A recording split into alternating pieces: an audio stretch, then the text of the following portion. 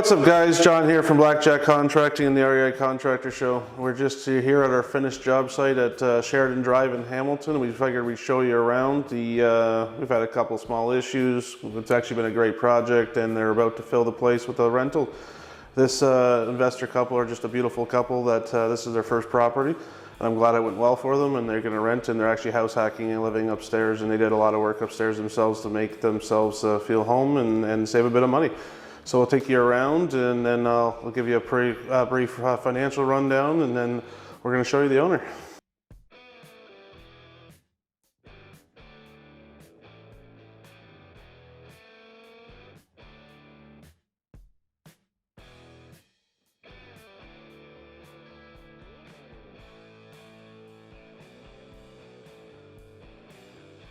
Okay, so I brought you over here to show you this. I know you can't see much, but here's just white access panel. Now, this is where the electrical panel was for the house when we first received the property, and originally we were planning to keep it here, but we really didn't like it, and you have to have a meter clearance of standing, so this couldn't be here in order to access the electrical panel. So what we have done here so we can have a longer countertop and fit the drawers is we actually relocated the electrical panel, which we'll show you in a second. And what this is a junction box, a big one, for the wiring that goes upstairs, because we did not completely rewire upstairs. We did downstairs, obviously.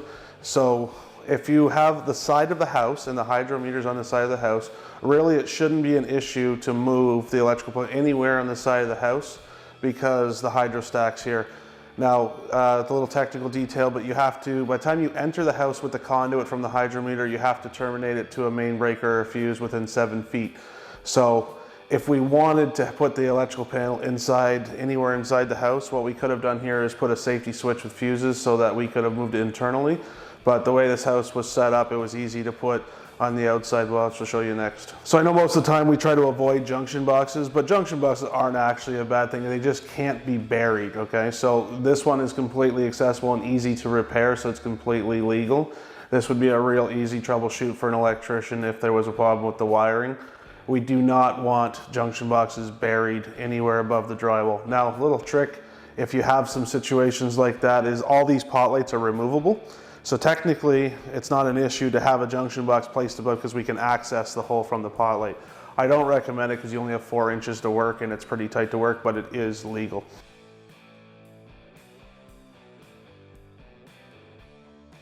So here we have the electrical panel for the basement unit, obviously. As you can see beside me, the window, so we're on the outside wall where the service conduit is. So we just placed it in the front corner here, and basically we just rerouted the wires from the corner. And now you'll notice here it says max load 95 amps. They changed the rules when the ESA code, the Ontario Electrical Safety Code recently, where the wire sizes were derated a little bit. We had some cheat codes. So why we did this, because we're using wire that's only rated for 95 amps, even though it's a 100 amp panel. We've done a service calculation here and it's not even close to 95 amps, so that's why we're allowed to do this. It saves a little bit of money. It also saves derating, making larger conduits and larger wires. Now, what's key to know is that it's still a 200 amp service coming to this house. It's just divided at the meter base to the 2 units. So when your insurance company is asking, it is a 200 amp service.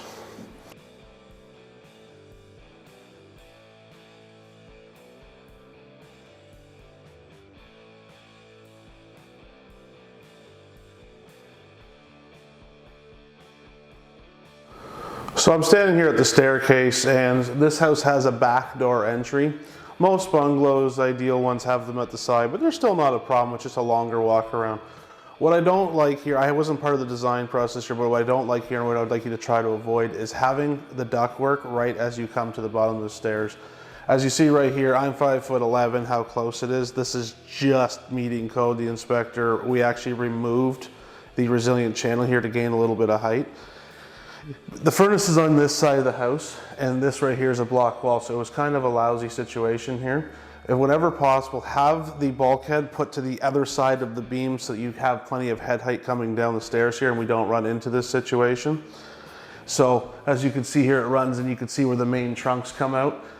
What would have been easier if we could have gone to the trunk here and extended the bulkhead to the other side of the beam, and that way we would have had full height right here and it just would have been in the living room. So whenever possible when you're doing design work, try to consider your head height, especially at the staircase, and where you're going to place the bulkheads.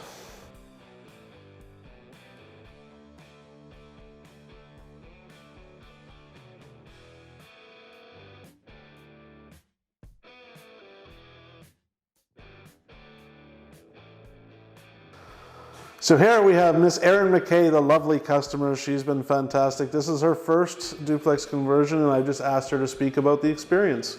Miss Erin. All right. It was scary and awesome all at the same time. We were looking just as COVID started. Actually bought this place sight unseen, walked through it online, and had our realtor show us through FaceTime or something like that. Reached out to John right away, who's been amazing. Because it's our first time, we decided that we would do... The check's in the mail. Thank you. We would do upstairs, so he answered a slew of silly beginner questions. Some were fun. Hopefully not too painful. And then this experience downstairs was pretty easy, I think. It took a while because of COVID. We had a slow start. Mm-hmm. Waited 6 weeks for our permit. But we love it. Our new tenant is excited about it. And that's it. Generally on the whole BRRRR strategy, which is what we've done, we just kind of leapt in because that 1% rule, we couldn't make it work. Our ARV at the time was much lower than it's promised to be now.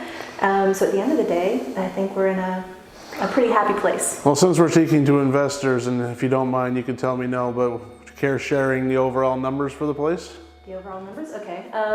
We purchased for $493,500. Now at the time, we thought... She was nuts. I was nuts. No, we thought she was nuts, but... Yeah, 480 was more like... Six months later, it worked out just fine. For sure. Do you want me to tell you about the place on South Bend that just went? Yeah, so around the corner here, there was another place that I actually looked at, so tell about it. It was converted, a legal duplex as well, and just sold for $770,000. Which is absolutely insane because most people actually don't sell duplex conversions. It's pretty rare, but I mean, before COVID, we were seeing an average of like $650,000, $675,000, and you know, since the economy is supposed to be going down, it's just booming, and now we're seeing these numbers. So total costs for renos, stuff you guys did. We did a couple little add-ons, like we ended up having to do a roof, wasn't expected. All of a sudden we're getting calls about water in the house, and so that was unexpected. And you did the little driveway extension, which I guess was kind of expected, but it was, yeah. There was an issue with the stairs. We knew we had to replace it, and just became part of the driveway. So, and we're obviously in Hamilton here, which requires side-by-side parking. So they ended up doing this beautiful paver thing, which was a great add-on because they had a concrete driveway, which is real hard to tap onto and expensive. So they ended up doing the stairs and the walkway at the same time, and it turned out beautiful. So I think, if I remember correctly, I think our contract was $120 when that was for the basement suite, some windows upstairs, a little bit of plumbing upstairs, a little bit of electrical upstairs.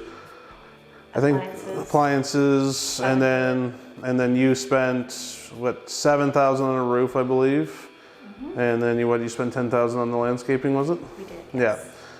And then how much do you think you guys invested for your own renos? We haven't completely calculated, but we know it's at least 20, maybe a little more. So, you know, this is quite a normal budget around here. So we're looking at $150,000. It's quite common for the budget when you're getting the old bungalows that have their grandma specials. It was cute, pink, very dated, but was green carpet, right? Turquoise. Turquoise color. Yeah. And so it's a very common budget, but now we're looking at this. We're looking at a pretty good ARV now of well over 700. At least to 700. Yeah. So this is obviously her strategy is the BRRRR model, and it looks like it's going to be quite decent for you. Well, so hopefully we can get her into the next one, and then we can do it again for her. Yeah. And so Miss Erin, thank you very much, and we'll let you go. Hey, welcome back everybody. Sorry I had to run back to the office, paperwork to do. Well, thanks for liking and subscribing. It's another great episode. It was a very great project. Very happy how it turned out. Happy customers, and look forward to seeing you in the next one. Please like and subscribe.